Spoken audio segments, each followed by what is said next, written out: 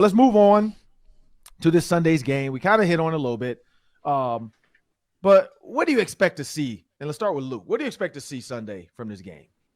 Well, we're not going to see much of the ones, and for that matter, we might not see much of the twos either. So get ready for a lot of names you maybe haven't heard much of that go out there and make the splash plays, posting great box scores. Yesterday at practice, defensively, Jonathan Bullard really surprised me in a good way, winning a lot of reps, was actually with the ones a little bit there too, but second and third team, he might be out there a lot, looking the part of a big five tech with the size and power, holding his own against some of those offensive tackles. But deeper in the weeds, looking for guys that can just pin their ears back and fly around and have the speed that translates to the NFL, like UDFA linebackers Luigi Villain and Zach McLeod.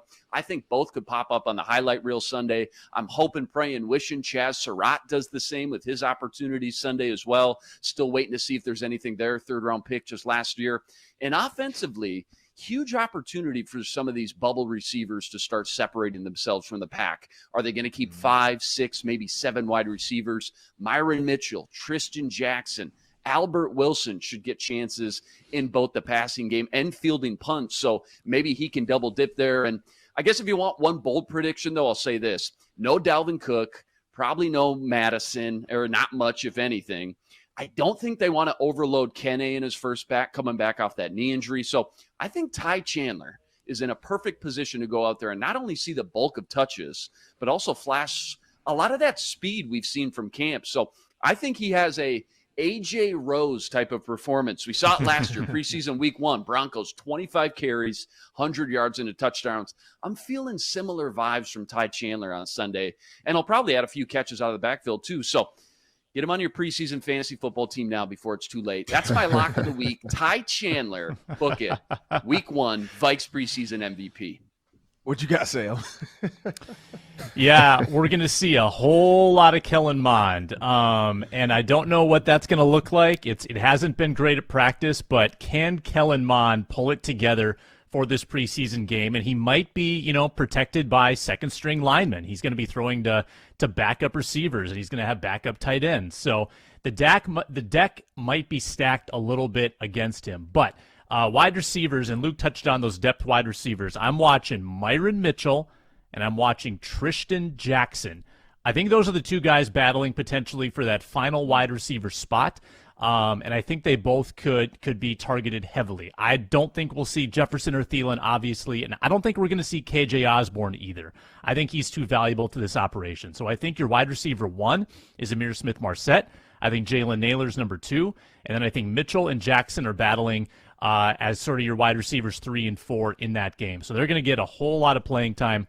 On the defensive side, I want to see if Andrew Booth Jr. can play a clean game without flags, because he has been a flag magnet in practice, and I want to see if he can balance that out a little bit, not get to the ball too early, or not get to the receiver too early, and see if he can make some plays without drawing the flag, because that's been his issue early in camp, and I like him. I like his aggressiveness. He's just got to play within the rules a little bit better. So that's what I'm watching for on defense, and obviously Lewis Cine. What can he do? Can he make some big hits? Can he ball hawk a little bit? Be watching those top 2 picks for the Vikings.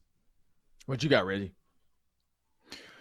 So, look, I think that Kellen Mond has a lot to prove, but I think he's just gonna let it all hang out there. So I think my little bold prediction is Kellen Mond is gonna go off, running all over the place, throwing it all over the yard. And he's going to find some favor with maybe BC Johnson. How about that? Maybe BC Johnson has about a 100-yard game or something like that. Those two just hook up. I think, look, this backup job is his for the taking if he wants it. And so, Luke and I have been talking about this all week. He's the guy to me that I just keep keying in on, because I feel like if he wants this backup job, and he's like, look, y'all don't have to go out somewhere else. You don't have to trade for. I heard that people are talking about the Vikings possibly wanting to trade for Jimmy G. It's just are you guys insane? That's crazy. Where's the money coming from? For one, exactly. I'm like, what what are we doing? Like, we sent Julia over to training camp yesterday, and she said about 4 or 5 beat writers were like, yeah, they should trade for Jimmy G. And I'm just like, for one, they can't afford him. And two, like, he's an established starter in this league. You don't bring a guy like that so Kirk Cousins can be like, wait, what? Jim, what is he doing? Like, just looking over his shoulder every 5 seconds.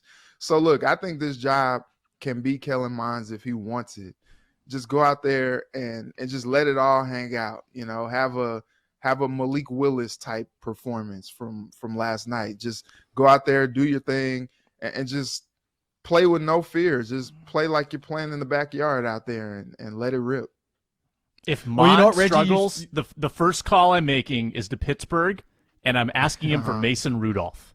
They've got Trubisky, they've got Pickett. I'm asking for Mason Rudolph, split the money.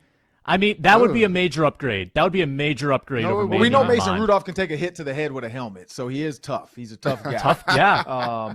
This is what I said. Reggie brought up a good point. I'll close out this one with the Rams last year lost every single game in the preseason, and they won the Super Bowl. So the preseason clearly really doesn't matter to this regime and the way KOC has won Super Bowls. In his mind, he's like, look, preseason doesn't matter. We lost every single one, and we were Super Bowl champs, so I'm not really worried about it. They rested 30 players last year, meaning they played a bunch of threes. Their backup quarterback didn't even play last year in the preseason much.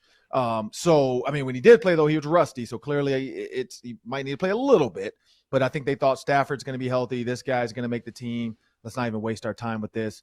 So they rested 30-odd guys and played a bunch of threes in the preseason last year. So that's also probably the reason why they didn't win a preseason game, because they didn't play anybody.